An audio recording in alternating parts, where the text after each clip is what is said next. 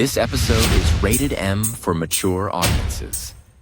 The views and opinions expressed on this show are those of the speaker and do not necessarily reflect those of the PFC Entertainment Network or any of the affiliates that make this show possible.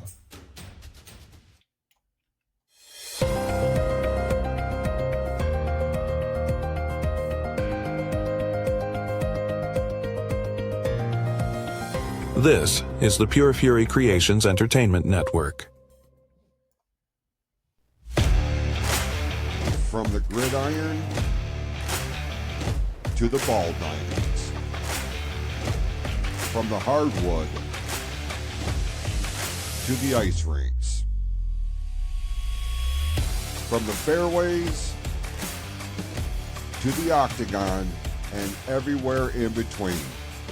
If it makes headlines, it's fair game on the Sports Reel podcast on the PFC Entertainment Network.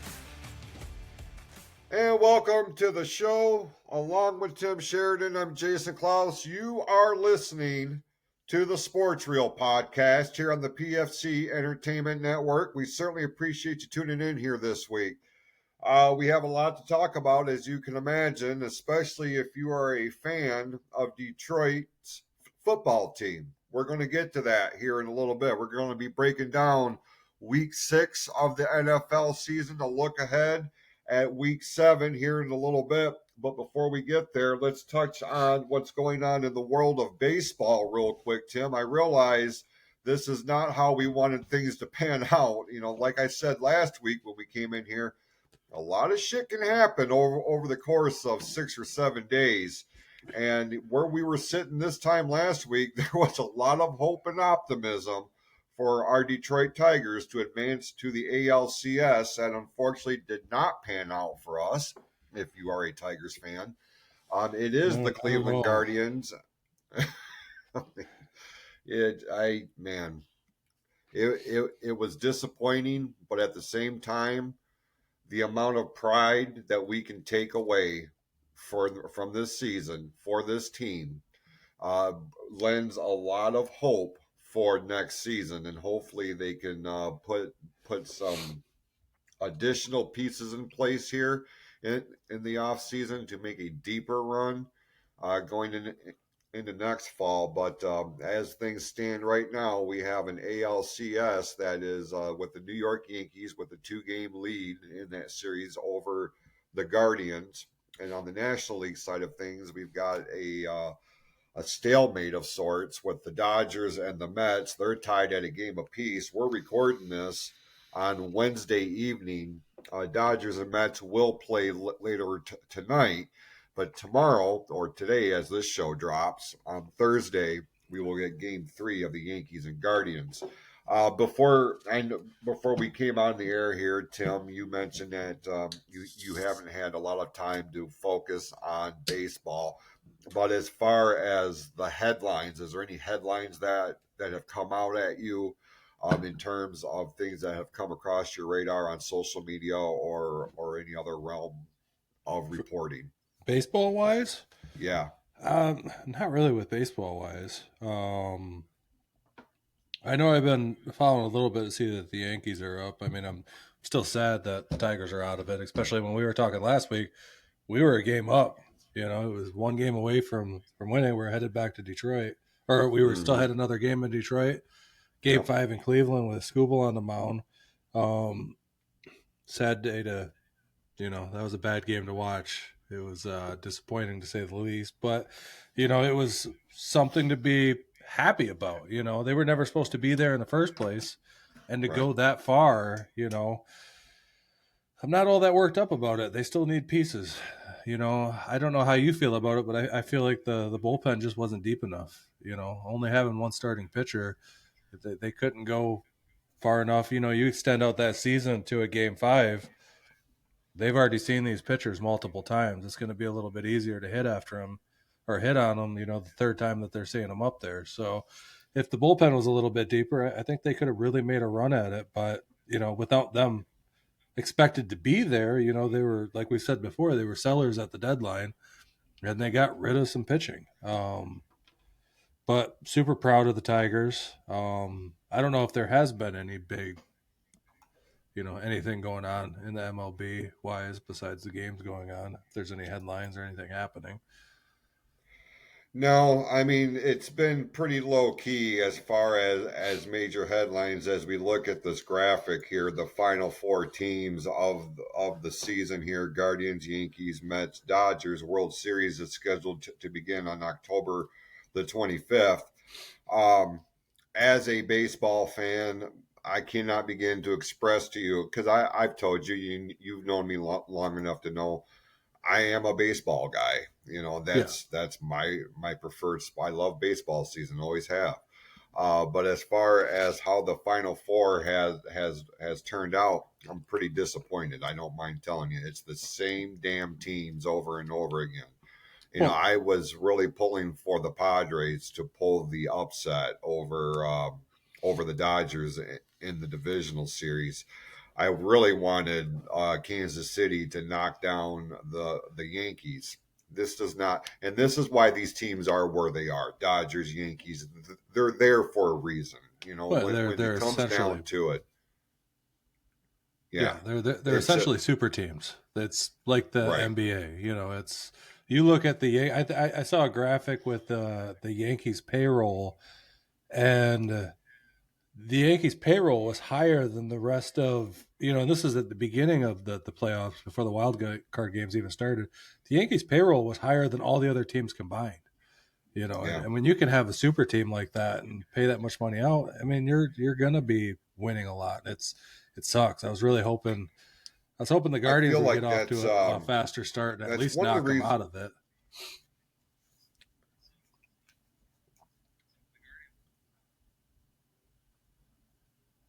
I lost you. There we go. No, I One of the got reasons you. what? It skipped Yeah. over for a second, but uh, even though the Yankees are two games up as we're recording this, if anybody is expecting a sweep, I wouldn't put a whole hell of a lot of money in that because Cleveland No, I is wouldn't either. dangerous when backed up into a corner. Yeah. So we're having a little bit of a delay between Tim and I. So if this is coming off funky, that's why. It's hopefully it's going to work itself out here in post production. But I think, um, well, we had this last week too, and when I listened to it, it was pretty flawless. So we should be good. yeah, we didn't have any issues at all. If you were to just throw shit at the wall, if you were to predict a World Series at this point, do you have a prediction of who we're going to see come October the 25th? I mean, mm, I hate it, but it's probably going to be New York versus the Dodgers. I think that's Yeah, going to be it. And that's where that's the safe money yeah. for sure. Yeah. Although I would not be pissed if I saw a Cleveland Mets No, World I'm Series. rooting on Cleveland now. Even though they knocked us out, I want to see them come back. Are they playing in Cleveland at the next game? They're back in Cleveland for two I games. Yes, sir. I believe Okay. that's accurate. This started in New York because Yep. they're the higher seed. Um, but yes, this is going back to Cleveland, and the Guardians are tough to beat in In Cleveland. That Cleveland, yeah. crowd is going to be rabid for sure. Cleveland fans, look, I shit on Cleveland a lot. I am not a fan of the city. I am not a fan of their franchises, but their fan base, especially in something like this, when they get deep into a playoff run, they become rabid, man. Like Yeah. I would not feel safe taking my kid to Cleveland, Ohio to see a Guardians game during the regular season. Yeah. I can't even begin to imagine what it would be like especially when you're down two games in the ALCS. That is not going to be what I would call a very friend. These are not the friendly confines that is often described as for Wrigley Field. Yeah. This is Cleveland, and they're pissed and they're worried, and this is when they're the most dangerous. I feel like so. This Yeah. is a long way from over. I feel. Yeah. I mean, them being backed into a wall and being dangerous. I mean, we just lived that with the Tigers. Tigers were up Mm-hmm. on them. That should have been Tiger should have been able to go in there and just finish it out. Even in Game 5, Scooble on the mound, I thought that was going to be it. And it looked like both those games, it looked like, yeah, we're going to win these. We had leads in both of them, and it just diminished, gone. They are dangerous. Right. Absolutely. But I am So we rooting will, for them in this series. It's funny. When they announced that they were going to become the Guardians, I went on MLB like that next day, and Yeah. I mean they started pulling down merchandise that said Indians on it. So I went ahead and ordered my son and I both shirts and hats that actually have the word Indians on them. We have not worn them, but we did have them just because of my respect for the longevity of the franchise.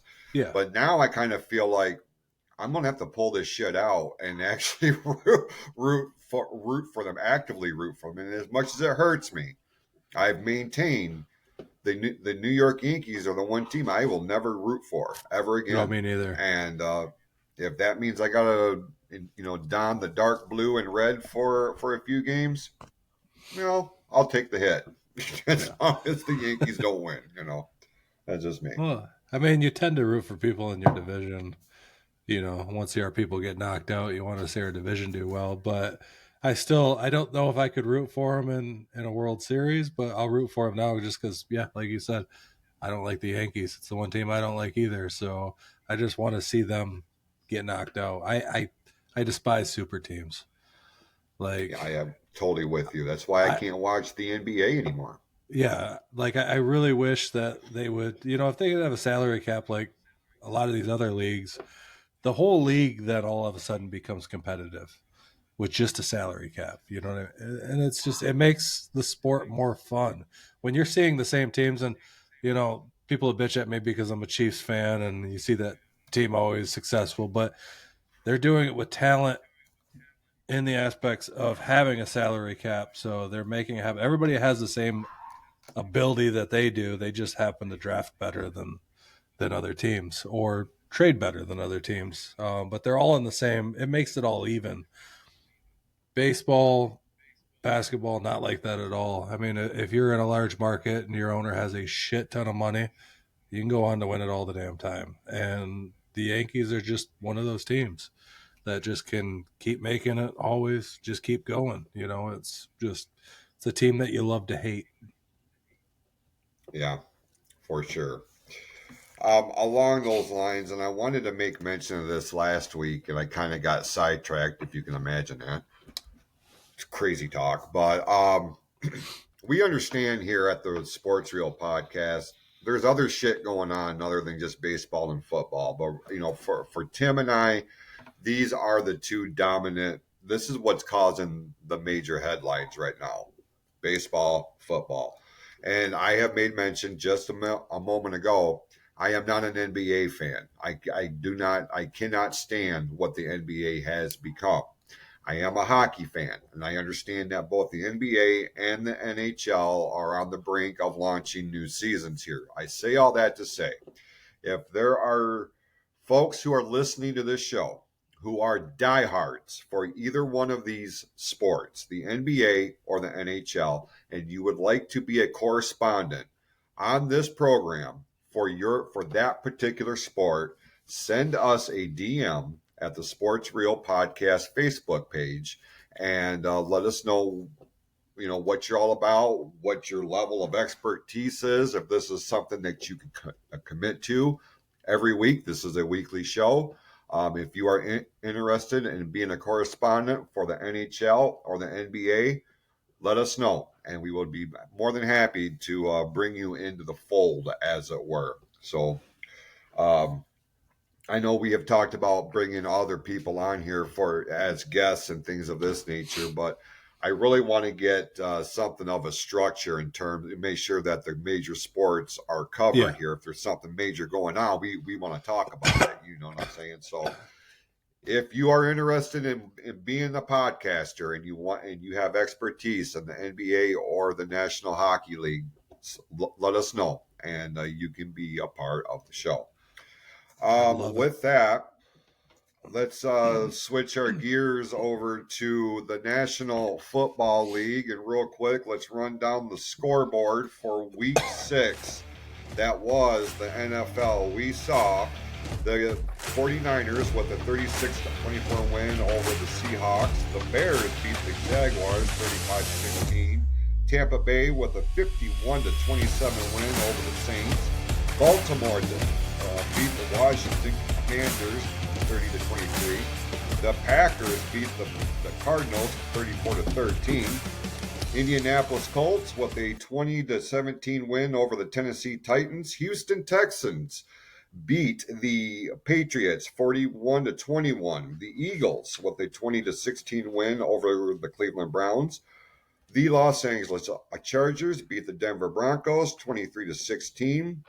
The Raiders fell to the Pittsburgh Steelers 32-13. Atlanta took care of the Panthers 38-20. The Detroit Lions, and we're going to be talking about them in just a moment. Huge win in Dallas, 47-9 over the Cowboys. The Cincinnati Bengals beat the Giants 17-7, and the week ended with a 32-20 win for the Buffalo Bills over the New York Jets. Tim. Yes. The last week, Aiden Hutchinson has been the dominant topic of conversation among the water coolers at a particular truck manufacturing facility that may or may not be located in Flint, Michigan. This has sent shockwaves through the Detroit Lions fan base, the Detroit Lions locker room, and the National Football League as a whole.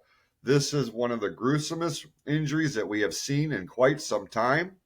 And this was a huge, huge loss for the Lions, for Hutchinson, out 6 to 9 months with a broken leg. Now, there is good news out of that. It was something of a clean break of the tibia. It did not affect his knees, his ankles. They are expecting to be able to put rods, plates, screws to reinforce this thing, and he's expected to make a full recovery. But Yep.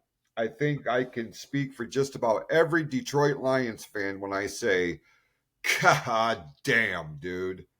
Yeah, that's not a piece you want to lose, especially with the season that they're having so far. It's a tough loss. It was gruesome. It was a freak accident. That's the type of injury that you see in MMA. Yeah. And that's the only time I've ever seen that injury was in MMA, and it was crazy to watch. I was watching and I didn't even realize what happened because I was out hunting and I was in my pop-up blind and I was trying to watch it on a little screen. But I saw him go down and I'm like, shit. Like that's Hutchinson. That's the heart and soul of our defense right there. And I mean, he was on a run to become Defensive Player of the Year this year. He was on his best start ever. I think he was already at 7.5 sacks already this season. Mm-hmm. And I mean, I give him credit, like crazy credit, because if you watch that, he still finished the sack going down with his leg facing a different damn direction. Like that, there's no quit in that guy. But yeah, season-ending injury. So everybody's talk is like, where do we go now? Like how much is that going to hurt the defense? It's sad to say, but you have to start looking at that, and it all comes down to the Lions front office now. Like, what do we do? You're not going to be able to replace Aiden Hutchinson. He is a once in a lifetime talent. There's nobody out there that can replace him. So what do you do? It's one of those things. Like you look at years past, like last year, Aiden Hutchinson was the defense. Their pass rush was their defense. Secondary was fucking horrible. And they went on to the NFC Championship game. This year, the secondary is actually looking really good. They put some pieces in there. The secondary is looking good. They're stopping passes.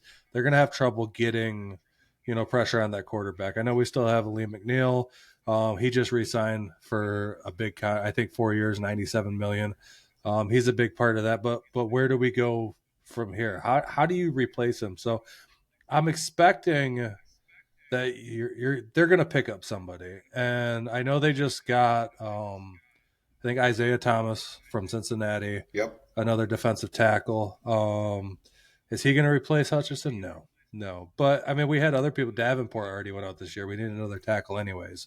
So it's a good pickup, and we get another Isaiah Thomas in town. And they always seem to do well in this town.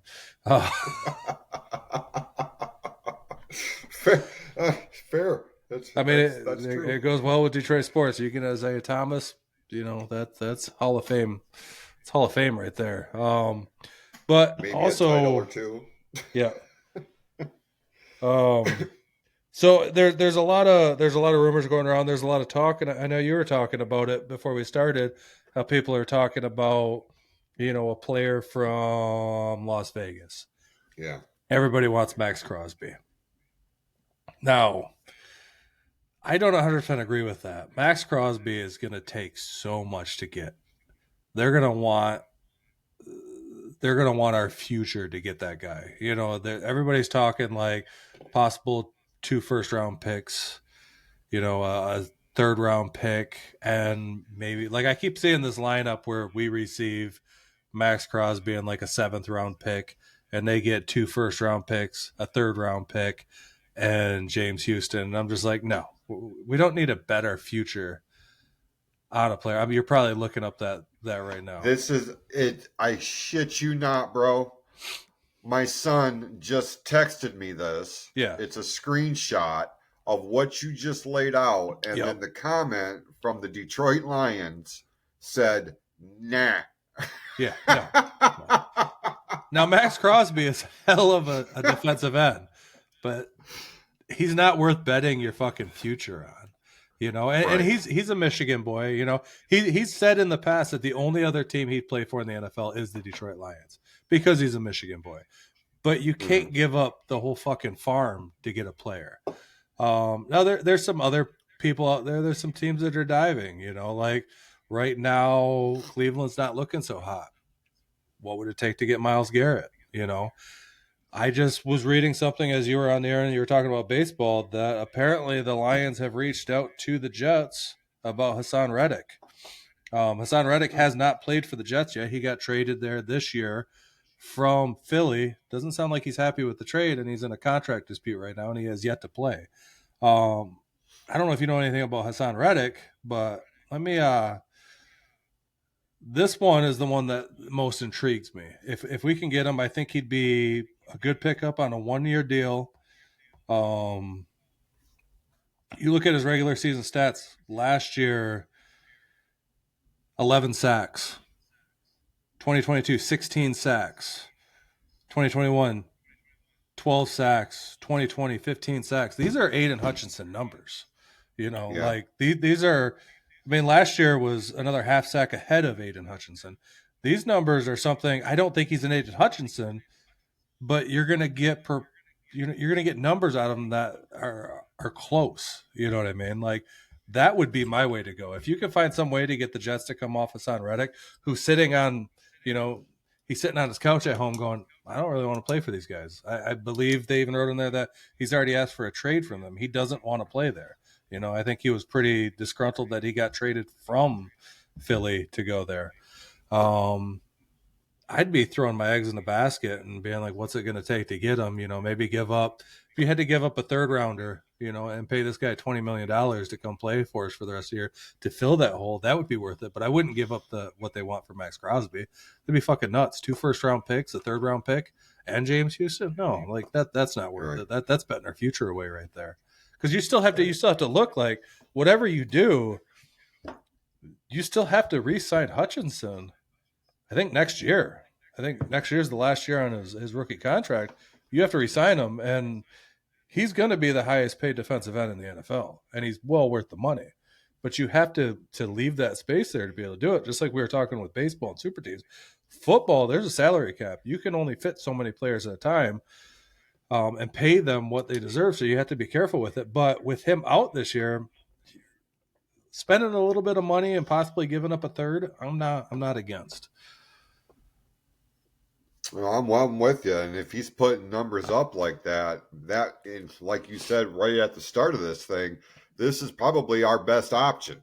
Yeah, and that's the one thing I really appreciate about your assessment on this is it's a contrast to a lot of other banter that I see on social media, especially with the Detroit fan base, because they want immediate answers now that's going to take us in their mind right now to the Super Bowl. You're Yeah. looking at it as, look, we have a, a core group of people here that are doing amazing things. What we saw on Sunday in Dallas was full display of what can be when they're firing on all cylinders. Oh, It fuck yeah, does. we did. It does help that Dak Prescott completely is shitting the bed. Yeah. And just about every outing that he's been since signing this new contract with the Cowboys. But you're looking at the big picture. You're looking at not just the 2024-25 season. You're looking beyond that. And I wish more people would calm down and actually look at this. Yes, we want to win. We want to go back to the NFC Championship. We want to represent the NFC in the Super Bowl, the promised land, Yeah. if you will. But Jesus Christ, this is why you're not a GM, because you don't have the mental capability to actually look at the big picture. So when I hear people like you, for example, and other correspondents and commentators that I listen to, that's what I appreciate, because they're actually putting more thought into it than just the here and now. Because we've seen what happens when they focus on the here and now. They become the Carolina Panthers. They have become the LA Rams. Or great example. Bet the farm to get Stafford. Example. Got one Super Bowl and shit in the bed since. Yeah. It's you got to think about the future. You have to, and because if you can't win it this year, if you bet the future and you don't win it, where the fuck are you? You're back at the bottom because you can't re-sign all these people, or you're paying a shit ton of money because you broke salary cap, so now you're paying a bunch of taxes and everything else to stay going. And it's not worth it. You have to think smart about it at the same time, and that's why all the credit in the world to Brad Holmes. That guy is one smart motherfucker. Yes. He drafts so well, and he makes the right decisions. I have total faith that he's going to make the right decision to get a piece in here that's not going to be Hutchinson, but it's somebody who can produce enough that with the advancement of our secondary this year, it's going to do enough to win football games. And the offense is firing on all cylinders, like you're saying. The Lions marched into Jerry's world the other day on his 82nd birthday. Yeah. Like on his fucking birthday, and just stomped Dallas 47-9. And I mean, they were having fun with it. They were fucking lining up Skipper as a wide receiver. They were throwing laterals to other linemen. Like, they were just having fun. They were making Dallas look fucking stupid. Yeah. And giving us all a reason to go nuts because the shit they were pulling off. It was the offense, like you said, when they're firing all cylinders, I think they're probably the best offense in the league. And they're starting to show it. They're starting to feel comfortable. Goff started out a little slow. We talked about this at the beginning of this. Does not playing in the preseason hurt teams? Maybe, because Goff started out a little slow. It took him a few games to get rolling, but man, does he look like an MVP candidate now. I mean, he is, 2 games in the row, over 150 QB rating. That hasn't been done. I think the only other... There was a list of one other quarterback who's ever done that. I want to say it was Kirk Cousins, but I'm not 100% sure. I can't remember what the other quarterback was. But that's not a normal thing at all. Like, he is firing at all cylinders. Other things that are showing up with their offense right now is I was worried this year with the loss of Josh Reynolds. Like, you're losing, one of Goff's number one receivers that he passed to all the time. He connected well with Josh Reynolds. Tim Patrick, we picked up from the Broncos. God, he looks good. He looks Yes, so good. He's out. I mean, he's really grabbing made a those. name for himself on Sunday. Yeah, yeah. Like, and I mean, even the week before, he looked really good. Like we just saw him in the last 2 weeks really emerge as one of those pieces that we can use as a weapon. And when you have those pieces like that, where they have to worry about him on the outside, and then you have to worry about Amon Ra in the center of the field, and you have to worry about Williams just fucking outrunning everybody to the end zone. Like, these are the things that make offenses explosive. Yeah, And then you have to worry about, them just running it down your fucking throats up the middle of the field with Monty or Gibbs. Like, this offense has become absolutely explosive, fun to watch.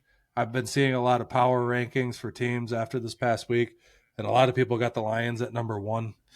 Um, and I 100% believe that they deserve to be there with the way they're playing. Like, they just are absolutely explosive. Another week for Goff, 315 yards, 3 touchdowns. Monty went for 80 yards, 2 touchdowns. Williams, 76 yards, 1 touchdown. I mean, they were just making shit happen. I didn't even get the stats for Amon Ra, but he had a touchdown. He might even had two in that game. Like, they were just scoring just at will. Just yeah. and just the defense shut down Dallas, held them to 3 field goals. Like, they couldn't do anything against Detroit's defense. And Dallas is a bad team. Don't get me wrong. Their defense is horrible this year. The offense has been okay, but our defense is good enough now to hold Dallas to just 3 field goals. That they're looking good. They're going to be hard to stop, and the big test is going to be this coming up weekend to see who the king of the North is. Because, like we've been saying since the beginning of this, the North is the strongest division in football, and it's proving it now. Like, I think it's the only division left with all teams above 500, all winning teams. It's the North is a tough thing, and the Lions have a chance to prove this weekend who the king of the North is. So, but the way that they're playing, they're explosive, they're fun to watch, they're everything that we haven't seen probably since Barry's been here. Like, just that explosiveness, and God, it gives me goosebumps thinking how far they could go this year. And I know Hutchinson, him being out, is going to hurt the team, and it sucks. Like, that is horrible. Like, that. I mean, he's the heart and soul. But do you think that the Lions are the type of team that are going to go, fuck, Hutchinson is hurt, what do we do now? Or does everybody else step up and go, let's do this for Hutch? Prior to Dan Campbell, it would have been the former. It would Yeah. have been we're fucked. We're completely. They would have the culture of this team would have allowed that instant to derail the rest of the season. Dan Campbell is not going to allow that to happen. No. Dan Campbell, say what you want, and I know he's a polarizing figure for a number of reasons, but you cannot deny what this man has done. He has changed the culture of Detroit Lions football. It's no longer maybe we can do something or we're waiting for our opportunity to do something. This motherfucker rolls into town and establishes this is what we're going to do to take it. And it's not just a 1 or 2 star team, much like your Dallas Cowboys, much like your New York Jets, much like your big market teams. And this has been a theme, and we've talked about this on previous episodes with Detroit franchises. It is legitimately the most successful franchises, teams in our city's history across all major sports has been that team concept. It is all for one and one for all. There is not one above the other. Even as great as Jared Goff is becoming, he is still it's not him above everybody, it's him leading the charge. It's everybody hand in hand, arm in arm. We are taking the National Football Conference. Nobody's stopping us. Nobody's stopping us. So this thing with Hutchinson and him going down for the rest of the season, this, my friend, may be what they need to really spark that internal fire that's they're going to win this season because of Hutchinson. Yeah. For Hutchinson. They're going to allow him to inspire him or to inspire the team, to motivate the team, so he did not go down for nothing. You are going to see the Detroit Lions in the Super Bowl. That is my bold prediction. I firmly believe that. There is not a team in the NFC right now, and I will include the Minnesota Vikings, and that's who they're playing this Sunday. There is not a team that can intimidate the Detroit Lions. There isn't, because Dan Campbell has instilled this culture that it's our conference, and if we have to bite kneecaps, if we have to do whatever we got to do, the Detroit Lions, this is not the same football team that you and I have grown up with our entire lives. So yeah, they're going to win because of all this shit. Yeah. They're not going to be derailed. They have a date with destiny, Tim, and their road to get there may have taken an unfortunate detour. And I'm not saying they're going to win the Super Bowl. I'm just saying they're going to be the NFC champions going into the Super Bowl. Because unless something else major happens here, I just can't imagine a scenario where they're going to accept anything less. Yeah. In my view. I mean, if they make it to the Super Bowl against the Chiefs, they've proven they can beat the Chiefs, So, right. And I wouldn't be mad. That's the only team that I'd be okay with beating the Chiefs in the Super Bowl would be the Lions. And I'd cry my old ass eyes out, I would be 100% okay. I mean, I'd be okay either way that game going. It's either cement the legacy or the Lions finally doing it. That'd be a fairy tale for me. It's either way. But yeah, I mean, I've been saying that since the beginning too. I think the Super Bowl is going to be the Lions versus the Chiefs this year. And this Lions team, the way they played last week, they keep rolling like that. I don't think there's anybody in the NFC that can stop them from getting to the Super Bowl. They are the strongest team in the NFC right now, like 100%. Let me ask you this on the flip side. If you're a Dallas Cowboys fan, where is your sense of panic at this point? Because what you just saw on Sunday was the highest paid player in the National Football League getting benched because he got the shit knocked down out of him by the Detroit Lions to the point to where he was irrelevant. Yeah. They benched him. Now, I don't know about you, but I was listening to the game more than I was watching it. And I had a hard time because I was working on other shit for the network while the game was going. Like, I had to stop and actually look and see who was doing what, because it sounded like they were in fucking Ford Field. Every time the Lions did something, it was just as loud of a sustained roar in AT&T Stadium, Jerry's World, as what the Cowboys were doing. So it makes me but it makes me wonder, if you're a Dallas Cowboys fan, where is your sense of panic for the season? And what are you looking at here going forward for the rest of this year? I mean, they got to get used to what we were used to for years. Eating shit burgers. Yeah, we've been there as Lions fans. We've been there, but we've been saying this. I think signing Dak to that contract was senseless. He's not the highest paid quarterback in the league. I don't care what you do. You got the money to throw at him, whatever, but the guy chokes in the playoffs all the time. He's a great quarterback, but he can't handle pressure. You put any pressure on him and he chokes. It just showed the other day. Even when Hutch was still out, they were still getting pressure on him. That line sucks. The defense sucks. Unless they – and it begs the question, maybe if Jerry'd come off his shit and if he would have signed Bill Belichick, made him the head coach of the team, could be a completely different fucking story this year. Maybe if they didn't have to pay Dak that much money and they could have got Derrick Henry, be a completely different fucking story this year. But Jerry Jones is ruining that organization. And everybody I know that's fans, because I have a lot of friends that are Dallas Cowboys fans. I mean, we grew up in a time where the Dallas Cowboys were America's team. Everybody rooted for the Dallas Cowboys. It's Well, I so. wouldn't say everybody. Well, yeah, I didn't personally, but there's a lot of Dallas Cowboys fans across this Right. country. So I have a lot of friends that are Dallas Cowboys fans, and they're blaming it on Jerry, and they should. And I love the fact that on his 82nd birthday, the Lions went in there and just completely fucking destroyed him.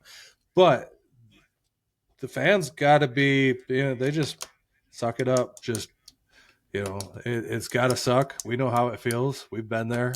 But when you're paying so many players that much money and you have superstars on your team, CeeDee Lamb, one of the best fucking wide receivers in the game, and you still can't get over that hump because you're paying a quarterback who chokes under pressure higher than anybody else in the league.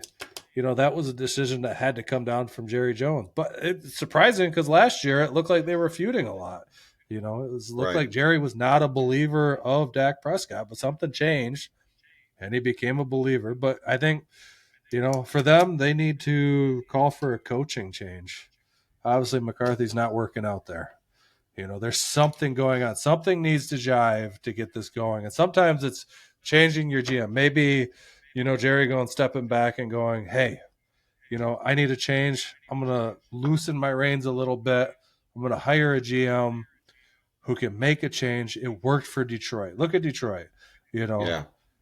Change of, not essentially a change of ownership, but a change of who took over ownership and took responsibility of the team that said, hey, we're sick of losing. Let's hire people that are going to help us win.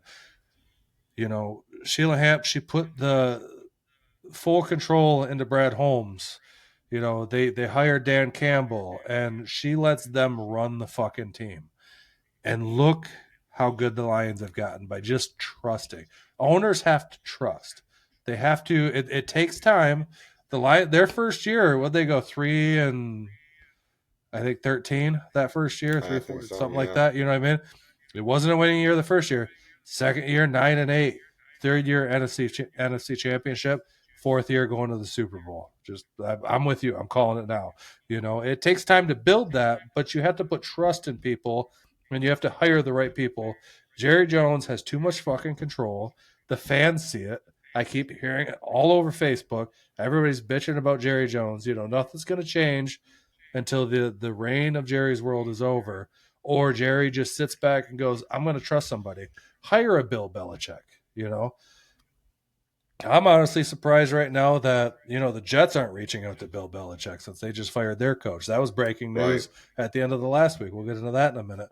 But, they have to – Jerry needs to get off of his shit. He needs to trust some people. Get rid of McCarthy. The experiment has ended with McCarthy. He's not good. He's been good in the past, but was it just him? I don't know, but obviously it's not working in Dallas, so we need to make some damn changes. Could Dak be a good quarterback? Dak is a good quarterback. He chokes under pressure. What can we do to take the pressure off of him? Let's focus on the Lions. When they started building up, where was their first pieces that they were drafting? What was the most important thing? Defense, offensive line. That was it. You build up that offensive line, your quarterback can go to town. The Lions have one of the best offensive lines in the league. Goff looks like a fucking superstar the last few weeks. You got to have these pieces. Dallas's offensive line sucks. Defense is horrible. Will they get a little bit better? I know Micah Parsons is out right now. He's still hurt. It'll get better as he comes back, but it's still not going to be the point. I don't even see Dallas making the playoffs this year, to be honest. At this point. Yeah. Could they turn it around? Sure. Weirder shit has happened. But, if they get into a wild card spot, but they're not going to win that division. But that division is weak this year. It's so weird talking about divisions now because there's so many shit divisions in this league. And then you look at the North, and they're all fucking winning teams. Every team in that. It's blowing my mind. Chicago's coming out of fucking nowhere. Caleb Williams is looking like a MVP candidate. And 3 weeks ago, we were saying he was complete trash. So shit can turn around real quick. So Dallas is 3-3. There's still a lot of games left to play. They could make it to the playoffs. I don't ever see them winning a playoff game because they choke in the playoffs, but they could turn around this season still, but Jerry definitely needs to let some control go. That's my rant about fucking Dallas.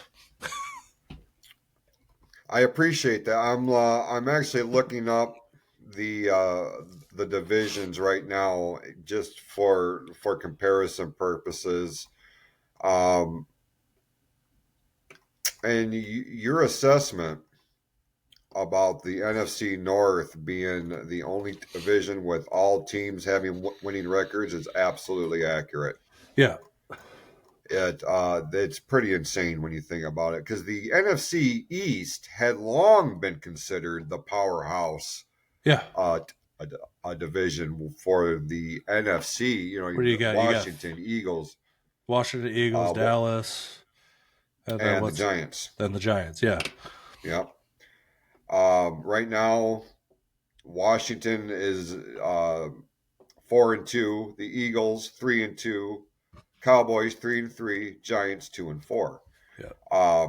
Right now, the Bears, the Packers, both at 4-2 with a 667 percentage. Detroit at 800 at 4-1, and of course the Vikings, the lone undefeated team. Along with the Kansas City Chiefs, yep. The only undefeated teams in the NFL right now.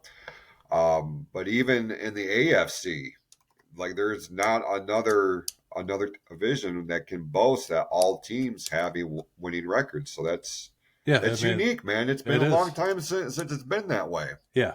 I mean, it's crazy to think that, like, all of a sudden the NFC North, which was, at times thought to be the worst division in football, and now all of a sudden is the powerhouse of the whole entire league. Some teams have an easy road there. You look at the Chiefs. Look at their division. They're going to win that division. They're playoff bound already. Like, they don't even have to do much, and they're going to make the playoffs. But anybody in the NFC North, they're in a fighting, path. And there's a chance. I was watching something the other day. Somebody was talking on TikTok about what the chances are of every NFC North team making the playoffs. And there's a fucking chance that every NFC North team with wildcard spots could make the playoffs. Like, we could see a majority NFC North teams in the playoffs. I still think the Lions are the best teams, are the best team in the NFC North. Their record doesn't show it yet, but I think that's going to be a little bit switch around this week. Because I honestly think Minnesota is going to get their biggest test yet. Like, some of these other teams that they've been tested against aren't proving to be as hot as I thought they were going to be. And the Lions are truly their biggest test yet. And I think the Lions take this game this coming up week and prove that they're the kings of the North still. But it'd be cool to see all the teams make it, even though I'm still tossed up with Chicago. With a young rookie quarterback, you don't know which way their season is going to go. Like, is he going to start falling off? Is he just getting hot now? Is he going to fall off? But like I said, Williams has surprised me. A few weeks ago, I thought he was complete trash. Now he's playing like an MVP candidate. All those teams, Packers, Jordan Love. I mean, Packers are in a run. Like, this is a fun division. Absolutely fun division. It really is, and the way this week's games line up, there's going to, not just for the NFC North, but there's a lot of potential for moving and shaking within the divisions this week. Let's go ahead and take a real quick look at what is on the docket for Week 7 for the National Football League, and of course, it's going to kick off with Thursday Night Football. We will see the Denver Broncos go into New Orleans to play the Saints. And then in the London game this week, we will see the Patriots and the Jacksonville Jaguars at 9:30 in the morning on the NFL Network. And here we go. The early game. Vikings are coming to Detroit to play the Lions. The big NFC showdown. We will also see the Titans and the Buffalo Bills. It's going to be a decent game as well. The Seattle Seahawks will be in Atlanta to play the Falcons. the Green Bay Packers will be hosting the Houston Texans, another game to watch this week. This one's going to be a barn burner. The Bengals and the Browns. Can't wait for that piece of shit. We also say the Eagles and the New York Giants. The late games, we'll see the Rams hosting the Raiders. We will also see the Washington Commanders. Should be an easy outing with the Carolina Panthers. Yeah, the San Francisco 49ers are going to host. How is that not a Kansas City primetime Chiefs. fucking game? I was going to talk about that too. Sunday Night Football, we got the Steelers and the Jets. Wow, Jets in primetime again. Weird. A doubleheader on Monday night. 8:15, we will see the Baltimore Ravens and the Tampa Bay Buccaneers. And then at 9 o'clock, the Cardinals will host the Chargers in a Monday night doubleheader. That's week 7. Looking ahead here. I know the Chiefs and 49ers is going to be on your radar. Why this is not prime time, I do not know. Why the Lions in fucking Minnesota aren't prime time? Like, what, the Jets again? Now, the Jets have something to hang their hat on this week because they just made a huge trade. Right. They went out and got Devontae Adams. And he's obviously had a lot of chemistry with Aaron Rodgers in the past, and the defense has actually held out and looked pretty decent this year. So let's see if that could start to turn their season around. But do they deserve another fucking primetime game? What the fuck is going on? It's the Aaron Rodgers effect. For whatever reason, the NFL feels like he is a hot commodity that people are going to tune in to watch him. I'm not exactly sure why. But you talk about primetime games. You want to talk about people, the games that are going to draw the most interest, the 2 Monday night games that we just laid out. Can we just kind of flex those out, put in Detroit and Minnesota, put in Kansas City and San Francisco. Those should be your Monday night games. Or take one, put it on Sunday night, because NBC needs those ratings, because some of these recent Sunday night games have not been what we would call marquee matchups. Yeah. But the NFL is it has the potential to really draw in the ratings. Right now, you made mention a little bit ago in relation to the Dallas Cowboys of being America's team. That's kind of the tag that they had throughout the 90s, Troy Aikman and Emmitt Smith and all them. The Detroit Lions are now America's team. Yeah. And why you have all, especially this game with Minnesota, this should be Sunday night, Monday night, one of these 2 marquee time slots. And I don't take Thursday night off of being on Prime. This motherfucker needs to be NBC or ABC prime time. Let's do this. But we're not. We're getting Aaron Rodgers again. Yeah, I don't know. You could have the chance to have the toughest division of football, a chance for 2 of the top dogs in the division to go at it in prime time. Everybody's following the fucking Lions. It's from last year. Everybody's rooting on the Lions. They're America's new team. Like that should be the primetime game, along with, put the Chiefs and 49. I mean, the Chiefs have the biggest. Anytime they play, they have the biggest draw out of any team. The numbers don't lie. Their average fucking Sunday night game will pull 30 million people. It's not just there's such a broad spectrum of people that tune in to see the Chiefs play at any given time because they're hoping to see Taylor Swift in a box up there, and the NFL is going to take their chance and show her, anything. You get all those people, like, if you want to make money, that's the type of matchup. And you're talking, the hottest division in football right now, put that matchup on Sunday night. The hottest team of football in the last 6 years going against the 49ers, it's a Super Bowl rematch from last year. Put that shit on Monday night. You want views, put that shit in primetime. I don't get the NFL. The Jets? The Jets aren't shit this year. Like I said, they got a little bit to go off because they got Devontae Adams. People are going to want to see how that works out. Obviously it's going to take them some time to adjust to that scheme there in New York. But him and Rodgers have had amazing chemistry in the past. This could be a turning around point for him, or it could do nothing. It's like, but I do have to go back and say, quite a few weeks ago, I did call once they announced that he was on the trading block that he'd most likely end up with the Jets with Aaron Rodgers Mm-hmm. again, and I was right on that call. But yeah, it's not. It makes me go, why am I going to sit down and watch Monday Night Football? Why am I going to stay up late and watch Sunday Night Football? Like, do I really need to? I'm going to watch it, obviously, but Right. do I really need to? It's not really hitting on all cylinders here. I'm more interested in other guy, more interested in see the Bills play. The Bills just went up and got Amari Cooper. Interesting to see how that works out for them. Amari Cooper, another amazing wide receiver. Cleveland's obviously at the point where they're selling right now. Their season's done. They're not going Yeah. anywhere. That's it. I mean, you call their game a barn burner. Who's excited to see that? So they're sellers, and that's why I said the Lions should maybe check in on Myles Garrett too. Maybe they can pull something there. But there's, I don't know. I'm dumbfounded with the games in primetime this week. They should be able to flex these things out.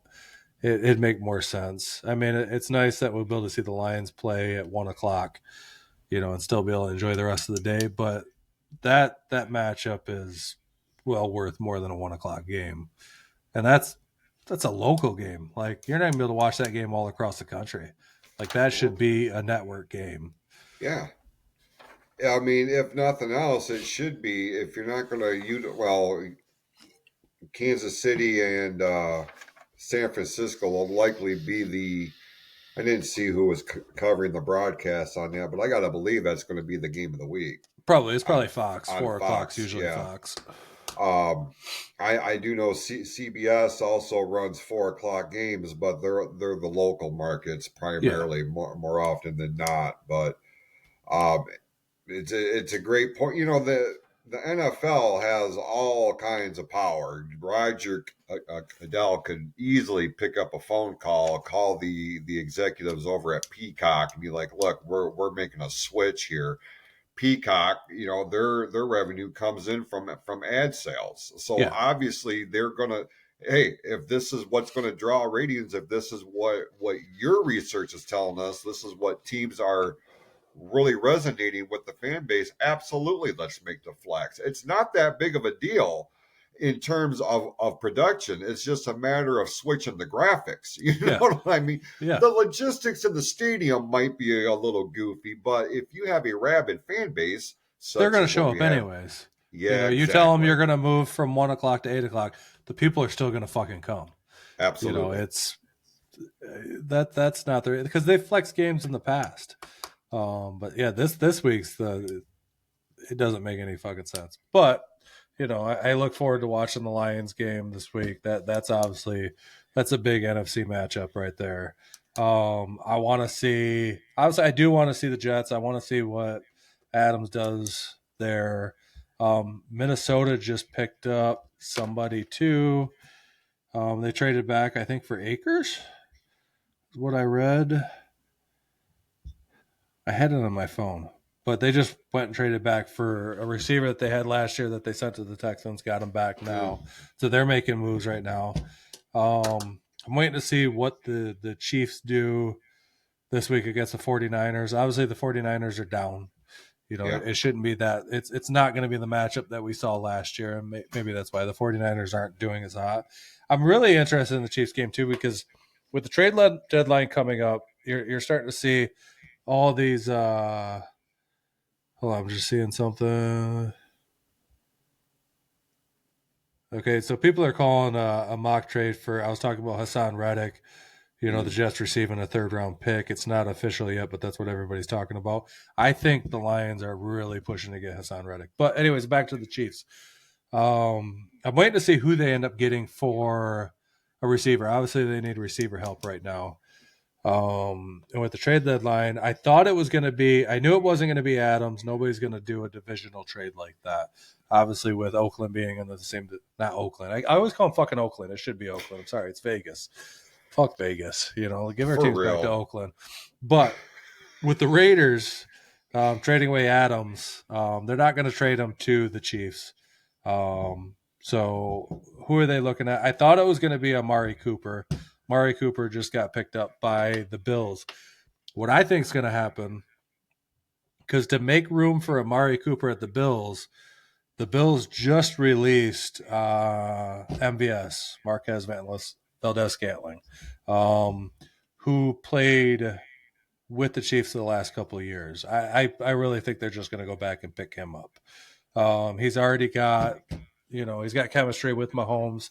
He knows the offense. He knows all the schemes. It would just be plug and play. Boom. Is he a high powered, receiver like Rashee Rice? No, but they've been winning even without Rashee Rice. So do they need that? Not necessarily. You still have Patrick Mahomes. You got Travis Kelce. Uh, uh, Pacheco's going to be back soon. Kareem Hunt has been looking good, filling his spot. By the time Pacheco makes it back late in the season, that's going to be a nasty 1-2 punch combo at running back. Juju Smith-Schuster has stepped it up in the last couple of weeks. Chiefs are still super dangerous. They just need somebody to kind of help out in that area. I think the Chiefs are going to win this week against the 49ers. 49ers are going down. I don't know. I don't know. This week's not as interesting to me. There's only a few really good matchups this week. I'm more interested in see how all these trades roll down over the next week or two. Yeah, there's going to be a lot of moving and shaking going on. That's for sure. And I know once things come across the radar and they are confirmed and made official, like I know you've got your finger on the pulse and you've been doing a remarkable job at putting different news stories on the Facebook page, so you can keep in tune with that for all the late breaking news that happens, not just in the NFL, but I mean right now. That this is the time of year that the NFL really flexes its muscle in terms of being the juggernaut, the powerhouse, the entertainment, and the sport aspect of it. But a trade deadline is looming. There's moving and shaking going on. Who's sending this guy off? Who's picking up who? Um, like everything else that happens, man, like we could come back into our respective studios next week, and there are going to be teams that aren't going to look the same that they did right now. That's the cool part about sports. It's unpredictable in that aspect. So rest assured, if anything comes across the radar that is going to be a needle mover, you're going to find it here on the Sports Real Podcast Facebook page, and then we're going to come back next week and break it all down like we've been doing for the last over a month now, Tim. If you can believe that, month and a half now that we've been doing this show. It's been flying. But we do need, like we were talking earlier, we need somebody. Hockey season's going now. Somebody, please. Mm-hmm. If you watch a lot of hockey, you're big into the NHL, please get on here. NBA is going to be starting up soon. The same thing. Like we need somebody who can, it's hard to follow all this shit, Jason. Like I'm trying my best to like keep up with all this shit. My bread and butter is football. I know yours is baseball. Right. So we need somebody else who can watch some of these that follow these sports a little bit deeper. I can't keep up with all this shit. It's too hard. We need somebody on here who has their grip on that sport that can fill us in on all these things. And I'll try. I can put some into it, but I haven't followed it in so long. It's going to be hard for me to keep up on it. So please, somebody reach out to us. I know there's somebody out there. Yeah. I mentioned to you when we first started. Well, when we were putting the rubber to the road to launch the show, I'm like, I have a guy that I work with where he works at the plant that I do. He's on a different shift. Very knowledgeable, very intelligent guy, and he is real big. And he's the one I want for the NHL side of things because he really dials in. Like he knows the intricacies of the National Hockey League. And, because I pay attention to it. I pay attention to the major headlines, but if there's something going on with the Ottawa Senators, I'm not going to know that because I don't follow that team that closely, or the San Jose Sharks or whoever the fuck. I I like hockey. I watch hockey, but I'm just not that invested in it. But there are diehards that are. That's who Yes. we want. That's who we Educate need. us. Yeah. We need a spectrum here. If we're Same going to thing. talk about all these sports, we need somebody who can step on here and give us, give the people who listen to the show the lowdown better than the weekend. We can fill them in on Yeah. baseball. We can fill them in on football. We can try to fill them in on the other sports. But, I'm so deep dived into the football season right now, trying to follow all this shit. It's so hard to try to follow what's going on in hockey. I know the Wings haven't been looking the greatest yet. That's all I know. But that's Right. such a long season too. It's 80-something games. That's another long ass season that's going to take some time for them to build up. Everybody's expecting them to be good this year, but I need we need somebody on here who can give us more insight on that and give us more insight into the other teams around the league. So it would be nice. So I know you have a guy. If he's willing to come on, let's get him here. If not, let's somebody reach out to us. And one more time, if you are interested in being a regular correspondent for either the NBA or the NHL, and you can be available once a week. I mean, it takes an hour and a half out of our week to sit down, and it takes me a little bit longer once we get done, but yeah, the actual recording of the show, hour and a half, we try to keep it within that realm, unless there's something major happening, obviously. But if you want to talk sports, you want to be on a podcast, I hear all the time, I would love to get involved in something like that. This is your goddamn opportunity. let's fucking do it. Reach It's free out. invite. Yeah. Yeah. Free invite. Let's do this. It ain't going to cost you anything but an hour of your time, and it's actually less than that if we're breaking this down into segments. You'll get 20 minutes, 25 minutes, all depending. But if you are interested, you want to be a part of the PFC Network family, you want to be a part of the show, reach out to either Tim or I individually through our Facebook pages, or just go over to the Sports Reel Podcast Facebook page or the PFC Entertainment Network Facebook page, and we will get the ball rolling and get you to be part of the program here.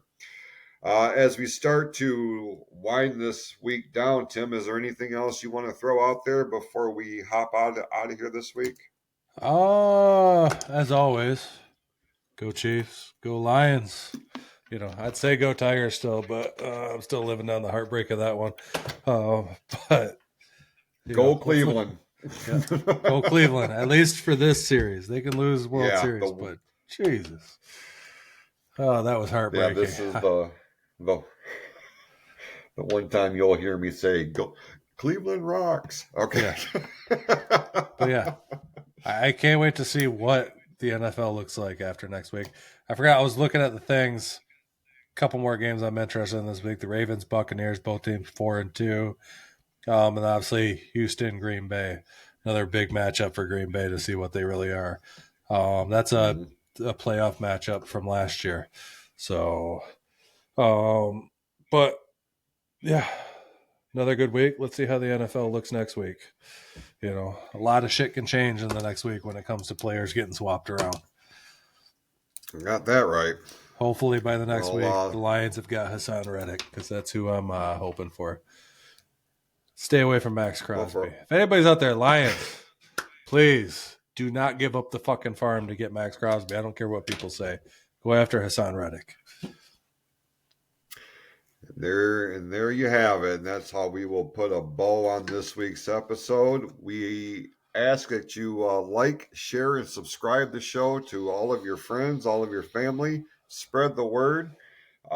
With that, go out this week. Be awesome to yourselves and to each other. We'll see you next week right here on the Sports Reel Podcast on the PFC Entertainment Network.